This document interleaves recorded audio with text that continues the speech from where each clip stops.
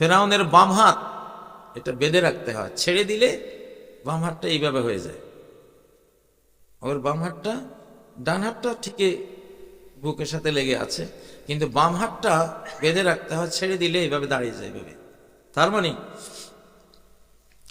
লোহিত সাগরে তার জান কবজের সময় ফেরেশতারা যে মার দিছিল, কষাঘাত, ফেরেশতারা যে বেত্রাঘাত করে, যারা আল্লাহর দুশ্মন, মুসলমানের দুশ্মন, জান কবজকালে এদেরকে ফেরেশতারা পিটায়। ওয়ালাউ তারা ইয ইয়াতাওয়াফাল্লাযীনা কাফারু, তুমি যদি দেখতা ওই দৃশ্যটা যখন ফেরেশতারা বেঈমানদের জান কবজ করে, ইয়াদরিবুনা উজুহাহুম ওয়া আদবারহুম, চেহারায় মারে আর পিঠের উপরে মারে, ফেরেশতারা মার দেয়। ফেরাউন ওই মার ফেরাবার জন্য এরকম করছিল। ওই হাতটা ওরকমই আল্লাহ রেখে দিয়েছে, দেখ মরার সময় কি মারটা মেরেছিল আমার ফোর্স, এঞ্জেল ফোর্স। সে হাত দিয়ে যে ফেরাবার চেষ্টা করেছে, ফেরাতে তো পারে নাই, হাতটা ওইভাবে রয়েছে, ওই অবস্থায় মারা গেছে। তাকবীর, তাকবীর, তাকবীর।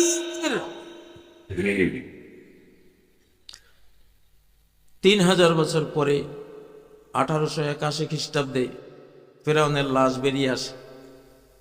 মৃত্যুর 3000 বছর পরে এই লাশটা কোথায় ছিল কেউ জানতো না, আল্লাহ জানতেন। একটা সমাধির ভিতর থেকে দুই কৃষক ভাই ওদের জমিন খুঁড়তে খুঁড়তে একটা ওয়াল পেল, ভেঙ্গে দেখে যে অনেক স্বর্ণ মণিমুক্তা এর ভিতরে। তারা ওটা নিয়ে নিয়ে 10 বছর খেল। পরে বড় এক টুকরো স্বর্ণ নিয়ে দুই ভাইয়ের দ্বন্দ্ব হলো। এক ভাই গিয়ে পুলিশকে খবর দিল, পুলিশ আসলো, খুঁড়ে দেখে যে এখানে একটা বিশাল মমি পড়ে আছে। ওরা ওইটা নিয়ে পরীক্ষা নিরীক্ষা করলো, ফ্রান্সে পাঠালো।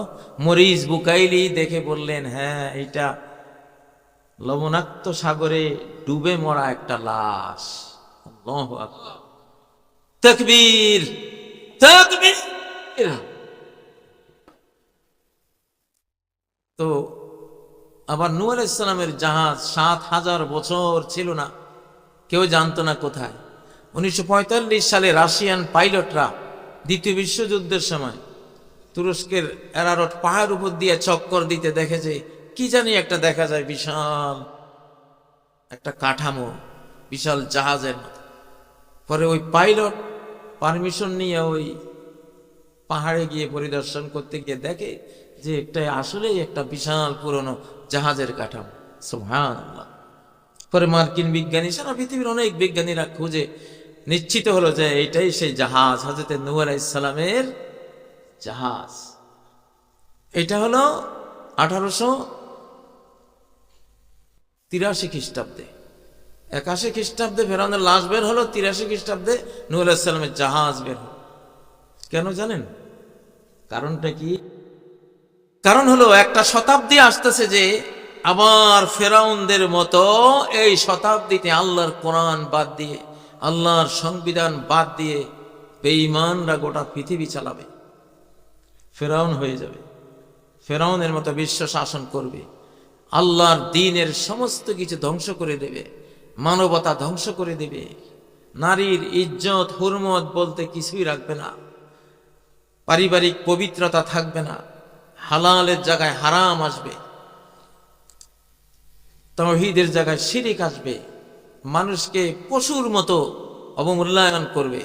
আল্লাহ জানেন, সেই জন্যই লাশটাও বের করে দিলেন যে যারা এই ফেরাউনের মতো আমার সংবিধান বাদ দিয়ে আমার পৃথিবী শাসন করবি, তোদের পরিণাম আমি এই ফেরাউনের মতোই করব। فَالْيَوْمَ نُنَجِّيكَ بِبَدَنِكَ لِتَكُونَ لِمَنْ خَلْفَكَ آيَةً, আমি তোকে সশরীরে যাতে পরবর্তী ফেরাউনদের জন্য তুই একটা নিদর্শন হতে পারিস। 1975 সংসদের স্পিকার আব্দুল মালিক উকিলকে প্রশ্ন করা হয়েছিল তৎকালীন প্রেসিডেন্ট যিনি নিহত হলেন তার সম্বন্ধে। আব্দুল মালিক উকিল বলেছিলেন ফেরাউন মারা গেছে। ঠিক না কি? যারা কোরআন বাদ দেয় তারা কি? কোরআন যারা বাদ দেয় তারা কি? ফেরাউন। তো বাংলাদেশে আইয়ুব থেকে শুরু করে ফ্যাসিবাদী পর্যন্ত কেউ শান্তি পেয়েছিল? কোন রাজা, কোন প্রেসিডেন্ট, কোন প্রধানমন্ত্রীর সুন্দর মৃত্যু হয়েছিল? হয় নাই। বাংলাদেশের হিসাব ধরেন, শেখ মুজিব কিভাবে গেল সবাই জানেন, তারপরেরটাও জানেন, তারপরেরটাও জানেন। প্রেসিডেন্ট এরশাদ ধুকে ধুকে জেলখানায় মরেছে। খুন না হলেও কয়েকটা খুনের সমান কষ্ট ভোগ করে দুনিয়া থেকে গেছে। ঠিক না কি? তারপরে যিনি আসছেন তার কথা তো জানি, কিছুদিন আগে জেল থেকে বের হলেন। আর এরপরে যিনি ছিলেন তার কথা তো আমরা এখনো বলতেই আছি। ভালো পরিণতি কারো হয়েছে? হয়েছে। এখন যারা আছেন তাদেরও ভালো পরিণতি হবে না যদি কোরআনকে তারা হাতে না তোলে। রেজাল্ট দিয়ে দিলাম ভাই। তবে এবার শুধু এখনকার না, ওরা ডুববে না, আপনাদেরকে সহ নিয়ে ডুববে যদি কোরআনকে গ্রহণ করা না হয়। বনি ইসরাইল গোবাছুর পূজা করেছিল। আল্লাহ বললেন এখান থেকে তওবা হবে যদি একে অপরকে খুন করো। খুন করতে পারো তাহলে তওবা কবুল করবো। খুন করতে করতে ৭০,০০০ যখন খুন হলো, আল্লাহ বলেন স্টপ, এখন তোমাদের গুনাহ মাফ করো। গোবাছুর পূজা করেছে। আমরা তো গোবাছুর পূজা করি। আমরা একটা গোবাছুর পূজা করি। ৭২-এর সংবিধান আমাদের গোবাছুর কি? ৭২ইয়া সংবিধান। ঠিক না বে ঠিক? আফারাআইতা মানি তাবা মানি তাখাযা ইলাহু হাওয়া, তাকে কি দেখেছ যে তার মাবুদ বানিয়ে নিয়েছে তার মন গড়া তন্ত্র মন্ত্রকে? আল্লাহু আকবার। সূরা ফুরকানের আয়াত। আফারাআইতা মান ইত্তাখাযা ইলাহাহু হাওয়া। একটা হলো আল্লাহর বিধান, এটার নাম সংবিধান। আল্লাহর বিধান ছাড়া যত তন্ত্র মন্ত্র আছে সবগুলি কোরআনের ভাষা। হাওয়া হাওয়া হাওয়া মানে নিজের মনের হবি, খাহেশ, কুপ্রবৃত্তি, মনের কুপ্রবৃত্তি। পাগল মন, মন রে তুই কেন এত কথা বলিস? ৭২-এ মনে যা কইছে তাই লিখে দিছি। ঠিক না বে ঠিক? জীবনটা হাসি, শুধু হাসির নাম না। হাসি জীবনে থাকে, যদি সৎ কাজ হয় তাহলে হাসতেই পারি। ঠিক নয় কি? কোরআন পেলে, ইসলাম পেলে হাসতেই পারি। কিন্তু আমরা কি কোরআন পেয়েছি? কদরের রাতে জন্ম হওয়াই মানচিত্র।